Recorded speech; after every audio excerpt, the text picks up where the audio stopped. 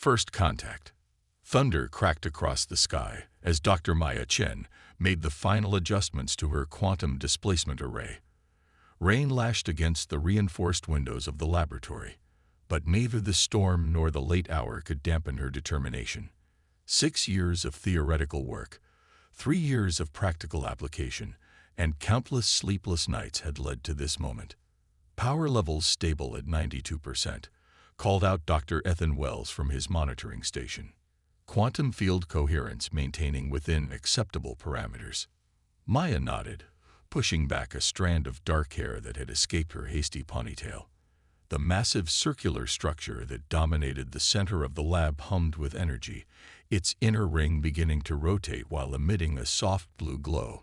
This was their third attempt. The first 2 had failed spectacularly.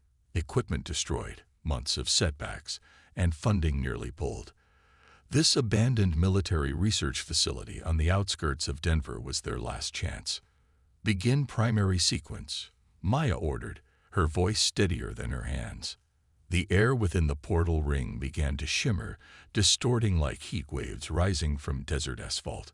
The laboratory lights flickered as another thunderclap shook the building, but the emergency generators kicked in with reassuring efficiency. Dimensional overlay at 18%, Ethan announced, his voice tight with concentration. 19%, 20%. Maya held her breath. Their previous attempts had failed at 22%. According to her calculations, they needed to reach at least 35% to establish even a momentary connection to another dimensional plane. 25%, 30%, 35%. Ethan's professional demeanor cracked with excitement. We're maintaining stability. The air within the gateway rippled and then parted like a curtain being drawn back. Instead of seeing the concrete wall on the opposite side of the lab, they glimpsed something impossible. A landscape of crystalline formations glittering beneath the light of 3 moons hanging in an indigo sky. "My God," whispered Dr. Sasha Ivanov, the team's theoretical physicist. "You actually did it, Maya." Maya stared in stunned disbelief. The portal should have remained stable for perhaps 5 seconds before collapsing. Instead, it was growing stronger, the humming escalating to a bone-rattling vibration that caused equipment to dance across lab tables. "Power surge," shouted Ethan. "We're exceeding maximum theoretical capacity." Maya rushed to the control panel. "That's impossible. The system shouldn't be." She froze as something moved in the portal's view. A slender tendril of opalescent light, no thicker than a pencil, extended from the alien landscape toward their side of the gateway. It paused at the dimensional boundary, seeming to test the interface, then slipped through with sinuous grace. "Cut power," Maya yelled. "Emergency shutdown." But the tendril had already disappeared into a ventilation duct. Their monitoring equipment showed no trace of foreign matter, as if whatever had come through wasn't fully material by Earth standards. The portal finally began to shrink, not from their shutdown procedures, but seemingly of its own accord. As it contracted, Maya caught a final glimpse of movement on the other side. Tall, angular silhouettes converging on the gateway's counterpart, moving with impossible speed. The laboratory fell silent as the portal winked out of existence. For 3 heartbeats, nobody spoke. Then the facility's perimeter alarms began to wail. On the security monitors, a convoy of black SUVs and military vehicles rolled through the main gate, moving with the practiced precision of an operation long planned. Maya's phone rang, a number she didn't recognize. When she answered, a grave voice said, "Dr. Chen, secure all data related to your experiment. You have 6 minutes before Department of Interdimensional Security personnel arrive at your laboratory." The line went dead before she could respond. "Department of Interdimensional Security," Ethan echoed. "There's no such agency." "Apparently there is," Maya replied, hurriedly transferring data to an encrypted drive. "And they've been waiting for someone to do exactly what we just did." 3 weeks later, Maya stood before the reopened portal in a state-of-the-art facility buried beneath a mountain in Colorado.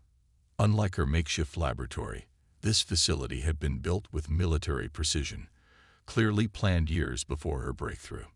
The diplomatic team assembled before the gateway consisted of 7 individuals: Maya, Ethan, and 5 government specialists, including Colonel Diana Foster, the stern-faced leader of what was now officially called the Interdimensional Relations Committee.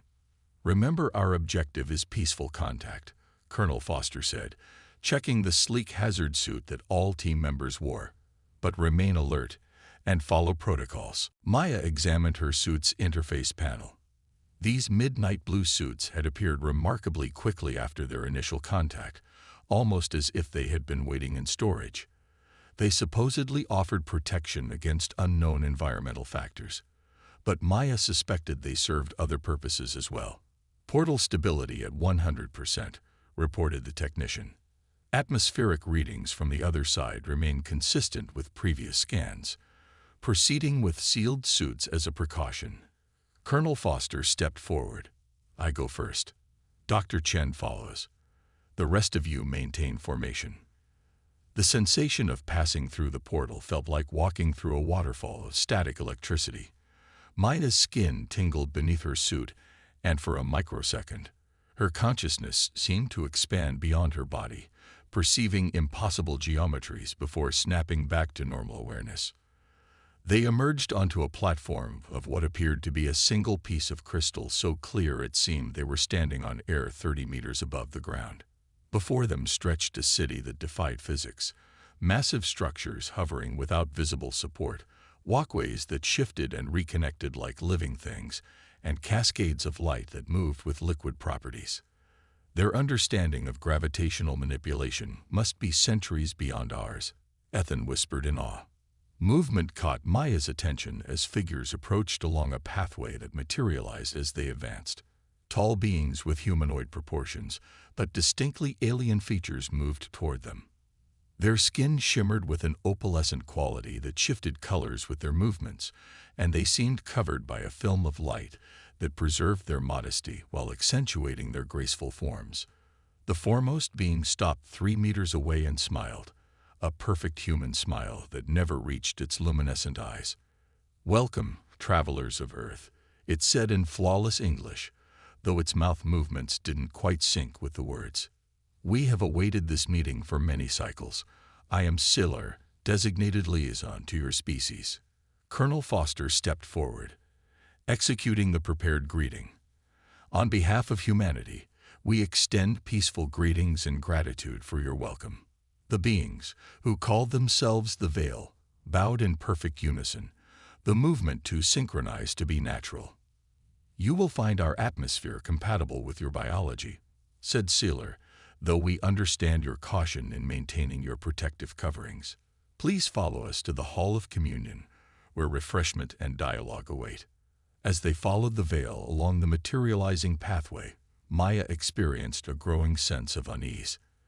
Everything was too perfect, too accommodating, as if the entire environment had been carefully crafted to appeal to human sensibilities, while still showcasing alien superiority. She noticed something else as well. When the Veil turned, their shadows didn't always move correctly, lagging behind by fractions of a second like poorly rendered computer graphics. 6 days later, the first Veil ambassadors arrived on Earth through the controlled portal, stepping onto the red carpet with synchronized grace. 5 of them, each standing over 7 feet tall, dressed in impeccable human business attire that somehow enhanced rather than masked their alienness. Their leader, who now called himself Ambassador Sealer, wore a charcoal suit that seemed to absorb light around it. Every major news network broadcast the historic moment live. Markets had already surged worldwide in anticipation of the technological exchange promised by the visitors. Maya stood at the edge of the reception, uncomfortable in her formal dress uniform, with its newly added insignia marking her as Chief Scientific Liaison. "You look like you'd rather be facing a firing squad," murmured Colonel Foster beside her. "Something feels wrong," Maya whispered. 3 weeks ago, they were completely alien. Now they're wearing designer suits and quoting Shakespeare. "Adapt and thrive," Foster replied with a tight smile. "That's how it works." The reception proceeded with flawless diplomatic choreography. President Harris welcomed the visitors with a carefully crafted speech about new frontiers and mutual prosperity. Ambassador Sailor responded with perfect platitudes about shared destinies and technological gifts that would elevate humanity to its rightful place among dimensional travelers. Later that afternoon at Johns Hopkins Medical Center, the first public demonstration of veil healing technology took place. A 62-year-old woman with advanced ALS lay on a hospital bed surrounded by medical equipment and specialists. Ambassador Sailor placed a crystalline device no larger than a smartphone on the woman's chest. "Our gift to humanity begins with the end of suffering," the ambassador announced to the cameras. The device pulsed with soft blue light. The patient gasped, her back arching briefly before she settled back with a look of wonder. Real-time medical imaging displayed on screens around the room showed the impossible: neural degeneration reversing, cellular damage healing, vitality returning to dying tissue. The attending neurologist confirmed what the machines displayed: complete remission. It's a miracle." Applause erupted from the observation gallery. Pharmaceutical company stocks plummeted within minutes as the footage went viral worldwide. Only Dr. Rashid, the hospital's head of research who was monitoring the procedure from a separate room, noticed something strange in the high-resolution scans. For a fraction of a second, crystalline structures appeared in the patient's brain stem before the imaging system seemed to glitch and reset. 2 weeks later, in her new laboratory at the Interdimensional Exchange Center, Maya examined one of the crystal healing devices under a quantum microscope while veiled technical advisors hovered nearby. "The quantum resonance patterns are extraordinary," she commented, adjusting the focus. "The device seems to be programming healthy cell reproduction at the molecular level." "A simplification, but essentially correct," replied the veil technician named Ilar.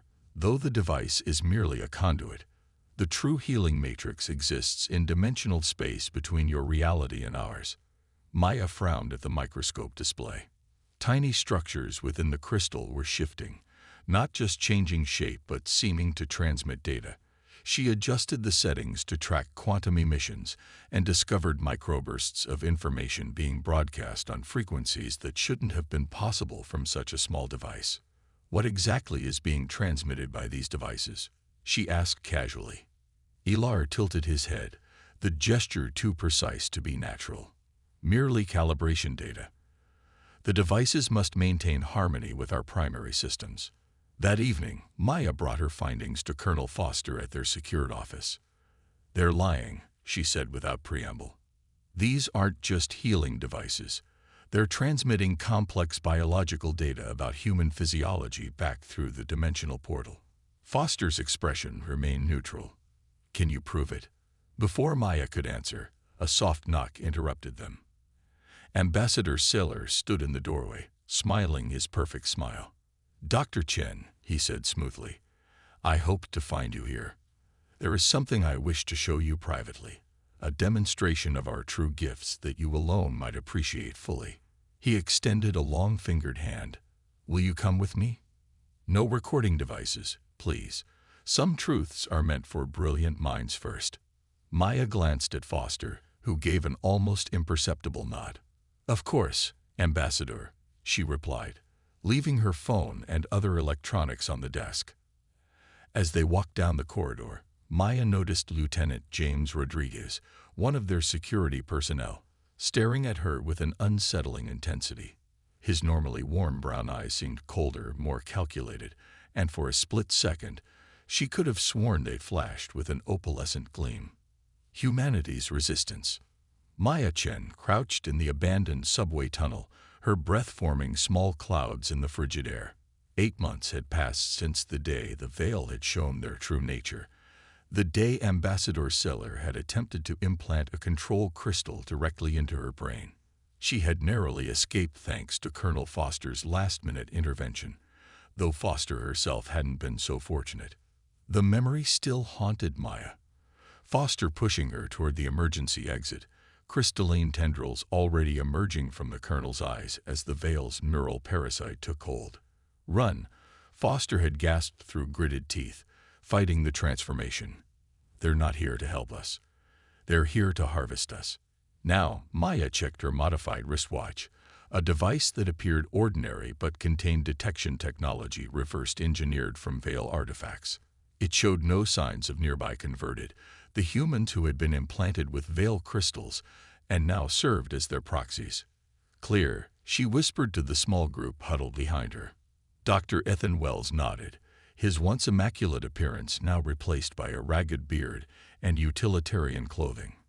Beside him, Rashid checked his makeshift medical kit, while Sofia Rodriguez, Lieutenant Rodriguez's younger sister, readied her pulse disruptor, a weapon designed to temporarily deactivate the crystal networks in converted humans. The lab should be 200 meters ahead, Maya said. If Dr. Larson's information is correct, they're keeping the prototype emotional resonator there. The emotional resonator represented their best hope.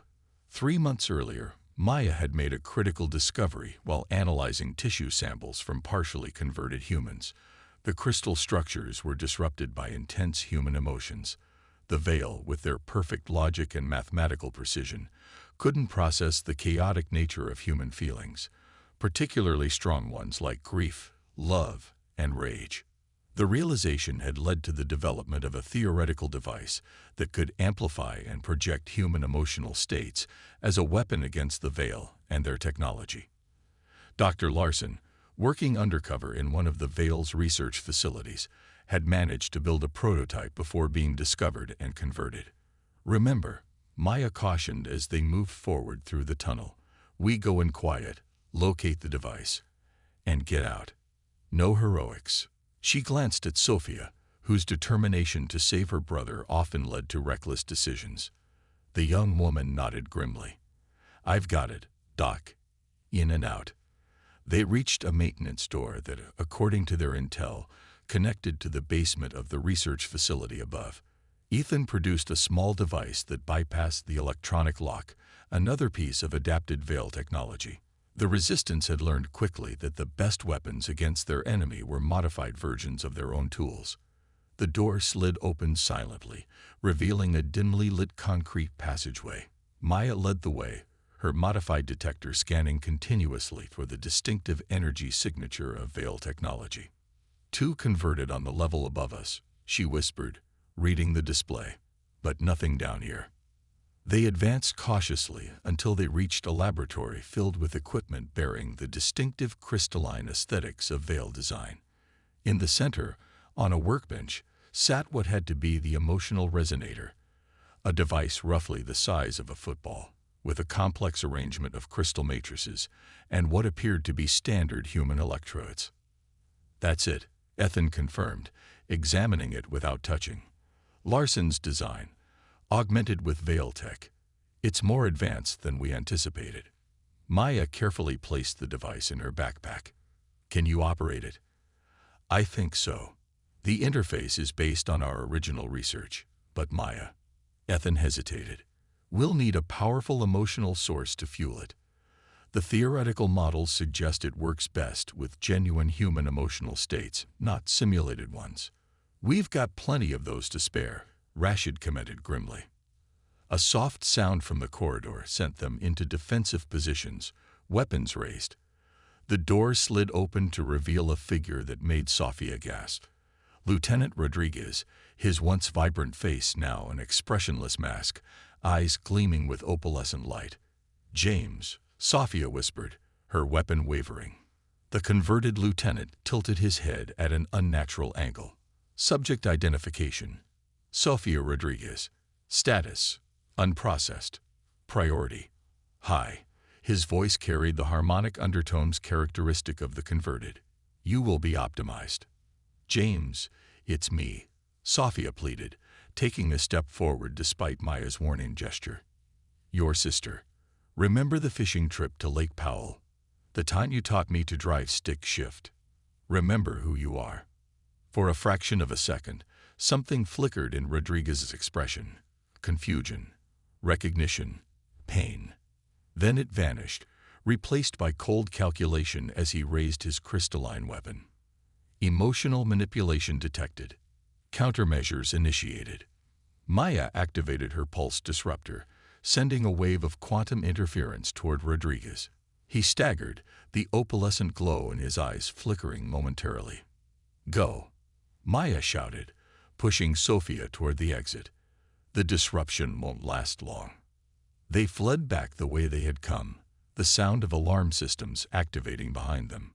Rodriguez recovered quickly, pursuing them with the enhanced speed and strength granted by his conversion. As they reached the maintenance door, Rashid stumbled. Rodriguez was on him in an instant, crystalline tendrils extending from his fingertips toward the doctor's face. Without hesitation, Maya swung her backpack, containing the precious resonator, directly into Rodriguez's head. The impact sent him sprawling, buying them just enough time to drag Rashid through the door and seal it behind them. "That was too close," Ethan gasped as they raced through the subway tunnel. "They'll know what we took," Maya replied grimly. "We need to get back to the base immediately." The Resistance headquarters, hidden within an abandoned mineral mine complex in the Appalachian Mountains, buzzed with activity as Maya's team returned. What had begun as a desperate refuge had evolved into a sophisticated operation, housing over 300 unprocessed humans from various backgrounds: scientists, soldiers, artists, and civilians united by their determination to survive. The walls were covered with a chaotic array of artwork, mathematical formulas, and maps, a deliberate contrast to the perfect symmetry of Vale architecture. Research had shown that the seemingly decorative elements served a practical purpose. The emotional resonance of human expression created a kind of interference that helped mask their presence from Vale detection systems. Maya handed the emotional resonator to their technical team, who immediately began analyzing the device under Ethan's supervision. "How soon can we have it operational?" she asked. 48 hours, maybe less," Ethan replied. "But Maya, we still need to solve the emotional catalyst problem. The device requires a concentrated source of genuine human emotion to reach maximum effectiveness." Before Maya could respond, a commotion erupted at the tunnel entrance. A scout team had returned with an unexpected find. A teenage girl, no more than 16, with wild eyes and tangled hair. Most disturbing was her left eye, glowing with the unmistakable opalescent light of Vale integration, while her right remained human. "Found her hiding in an abandoned shopping mall," explained the team leader, keeping her weapon trained on the girl. "Says her name is Emma. Claims she escaped from a processing center in Philadelphia." "That's impossible," someone muttered. "Nobody escapes processing centers." "Not completely," Emma replied, her voice cracking with exhaustion. "They started the integration, but something went wrong." She tapped her glowing eye. "I can see them, their networks, their blind spots. It's like having one foot in each world." Maya approached cautiously. "You're conscious during integration. That's unprecedented." "Not just conscious," Emma said. "I can control it sometimes. They don't understand human emotions. They can't process them. That's why the music helps."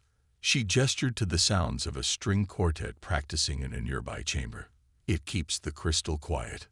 Maya exchanged glances with Ethan. They had encountered partially converted humans before, but never one who maintained autonomy. "We need to examine her," Maya decided. "If she can perceive their networks, she might have information about their plans."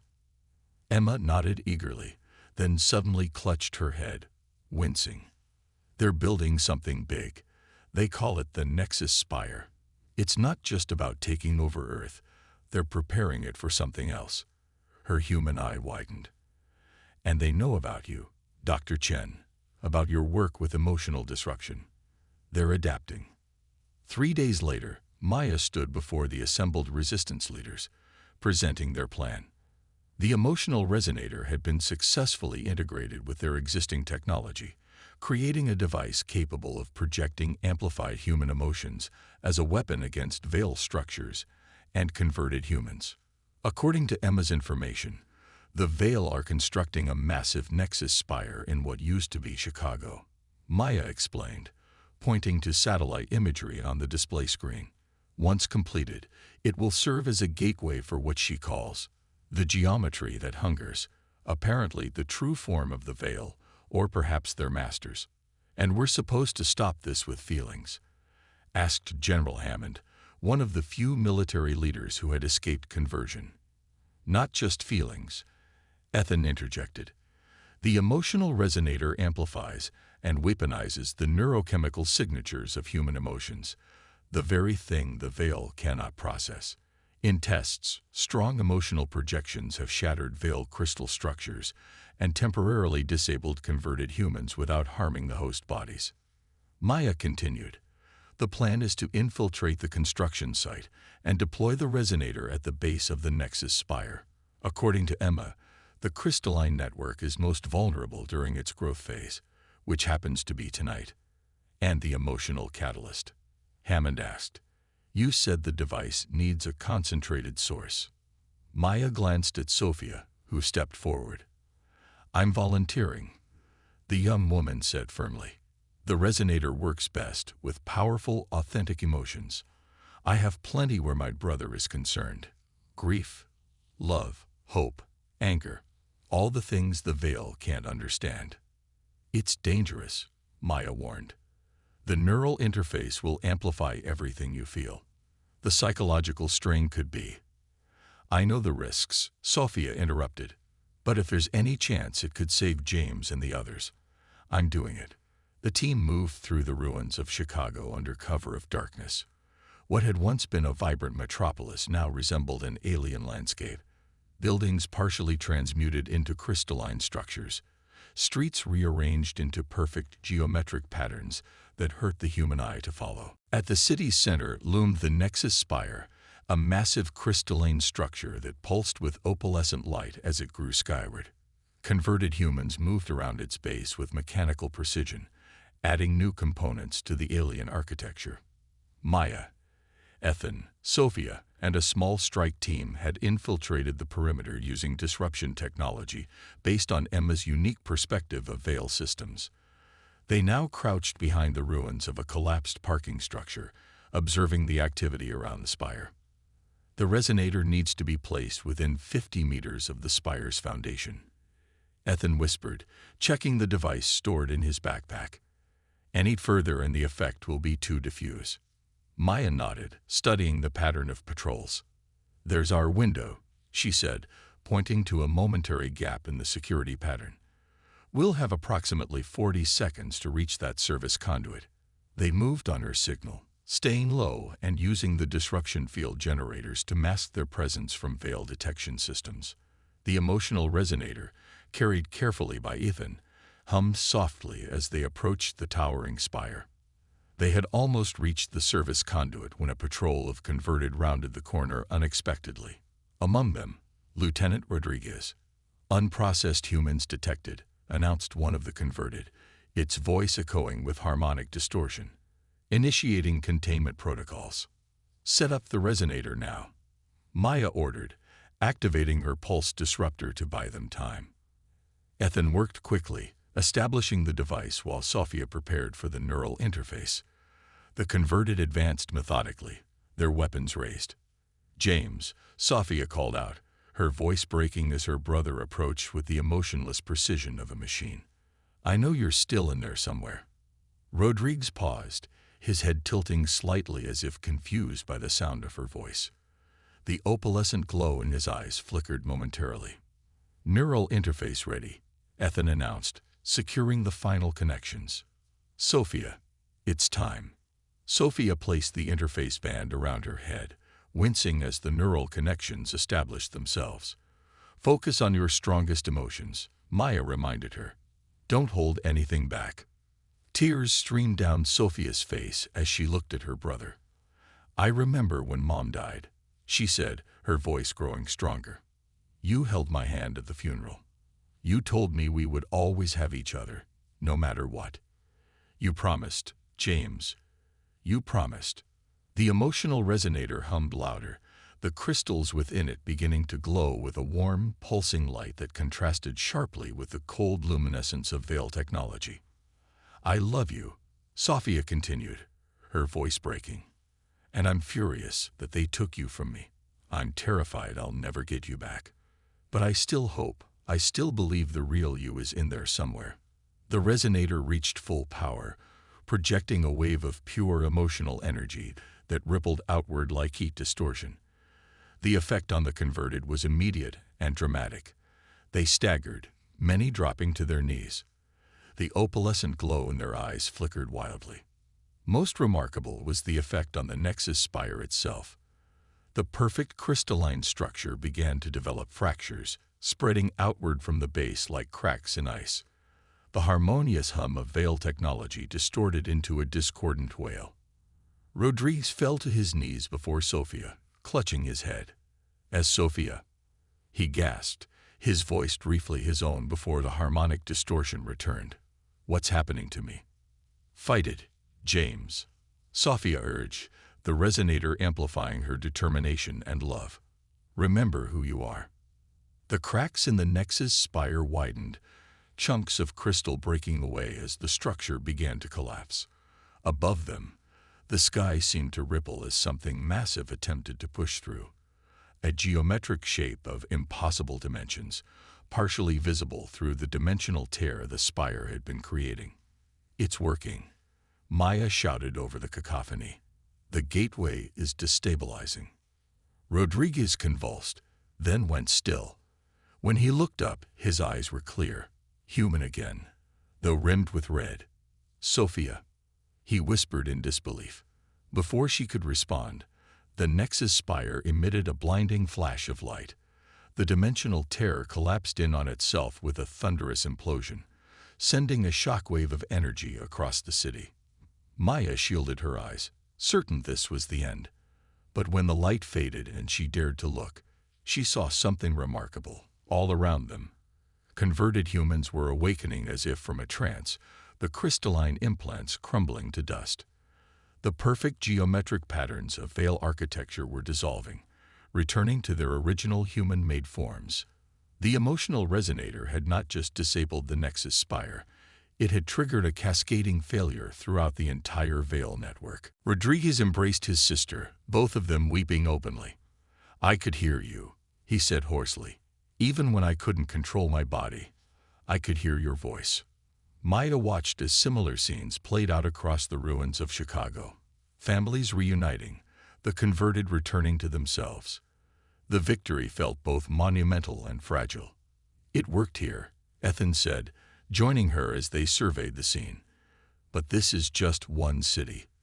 The veil control most of the planet." Maya nodded, her expression resolute. "Then we build more resonators. We broadcast the effect. We teach everyone how to use their humanity as a weapon." She picked up the device, still humming with energy.